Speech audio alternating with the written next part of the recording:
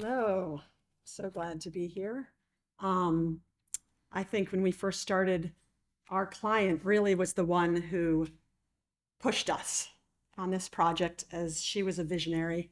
As you know, we're about 5 miles north of here on the west side of the lake.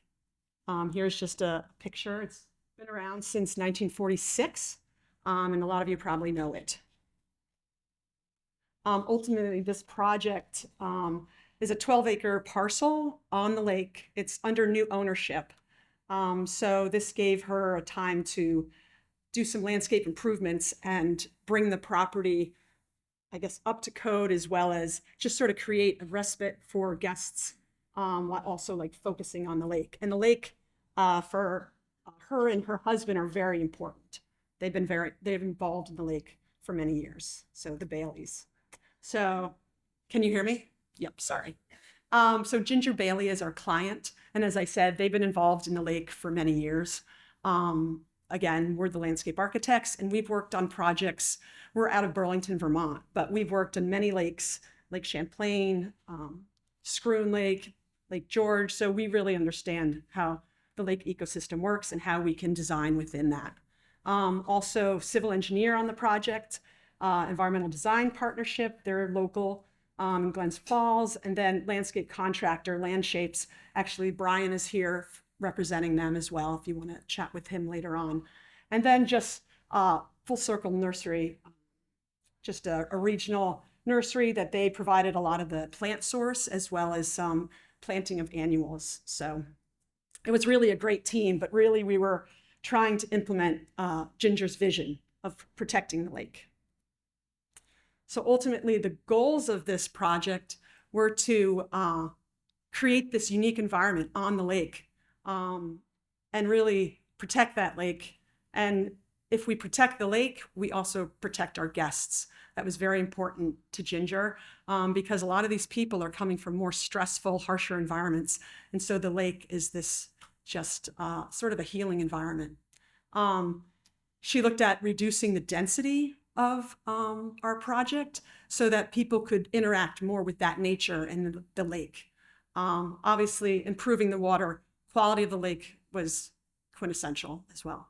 And then as designers, we always want to try to create sustainable design approaches to all our designs, so that it benefits humans as well as the surrounding environment and the animals that live in those places.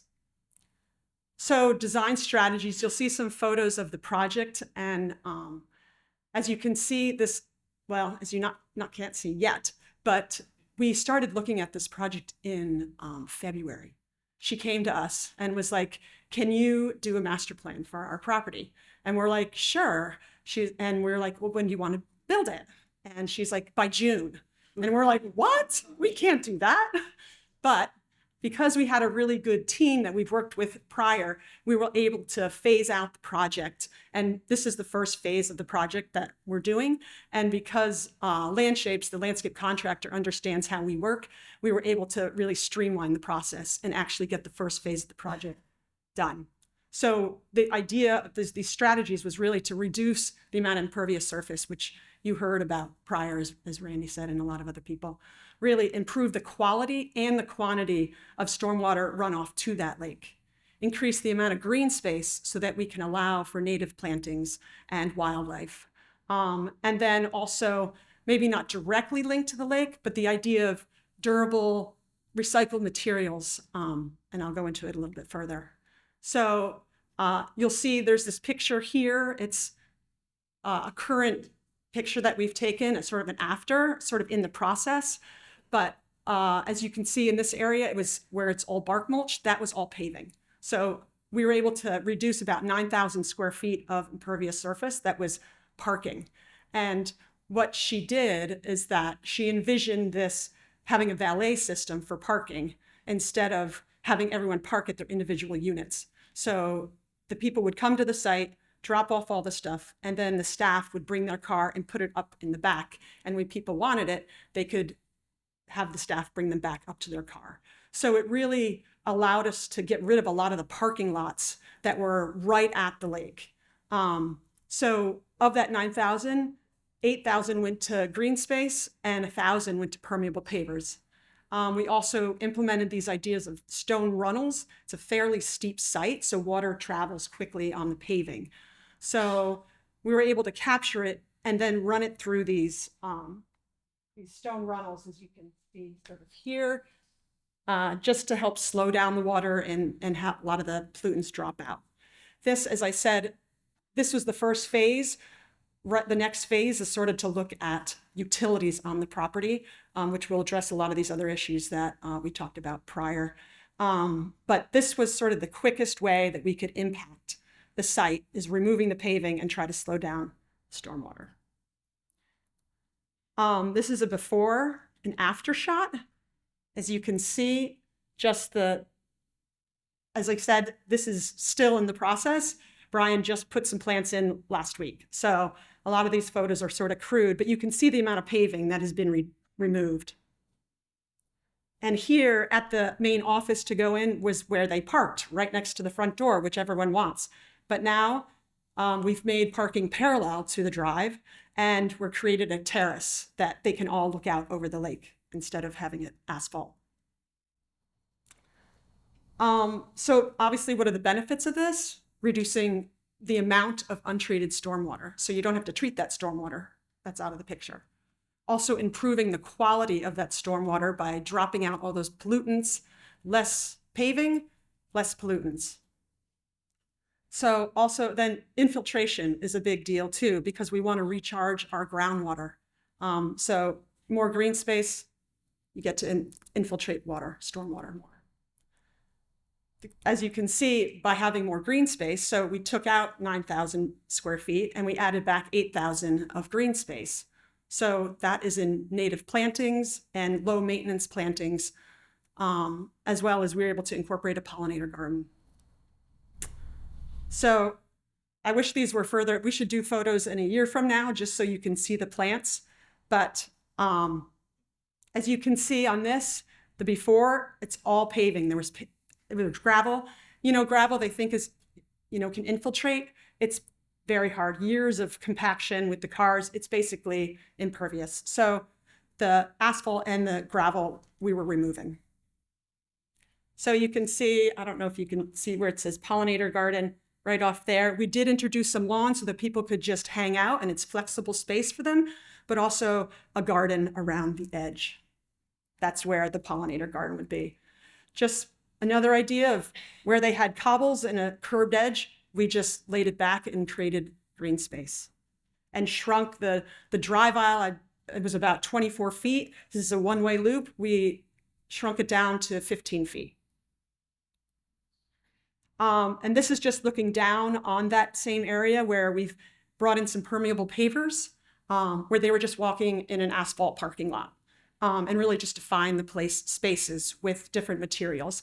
And then you can see where the pollinator garden will go, which the plantings are there now. So obviously the benefits, more space to relax, more space to enjoy. It provides an aesthetic beauty to the site as well, and throughout the season. So we need to think of these places not only during the summer months, but throughout the winter too, when this lodge, they're hoping to be year-round. More space for wildlife, which people come, they want more wildlife, they want more nature to observe and just to relax. There's also, as they mentioned, less energy inputs needed, because if you use native plantings, low maintenance plantings, you don't have to water as much and you don't have to prune and maintain. So it's a cost savings for the project. It also improves the environment around the existing vegetation because it allows more space for those trees to reach out and grab nutrients as well. So, and then also ultimately, it reduces the heat island effect, which I'm not sure if everyone knows. Asphalt absorbs heat because of the dark color. If you reduce the amount of asphalt, you reduce the amount of heat load. But also trees will reduce that heat as well. So just bringing more green space helps that. Lastly, we wanted to have very durable, regionally sourced material. And so looking at the paving, We used a contractor, the contractor used a supplier out of Boston that uses a lot of recycled and reclaimed materials, granite.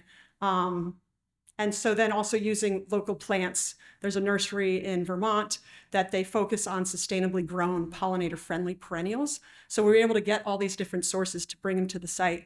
And just think of not only new or reclaimed, but ultimately using reclaimed allows for less energy inputs. And it just, as you can see in this image, there's more character to these materials as well. As you can see, this pathway was old curbing that was laid on its side. So materials, as I said, you're reducing your carbon footprint of the project just by using these used materials, as well as using materials that come close to the site. Instead of getting something from China, we get it within 30 minutes from the site, which is great. Durable materials also helps reduce maintenance costs down the road.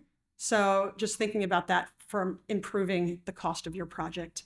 And then ultimately really enjoying providing an aesthetic character to that place with this patinaed curbing, as you can tell.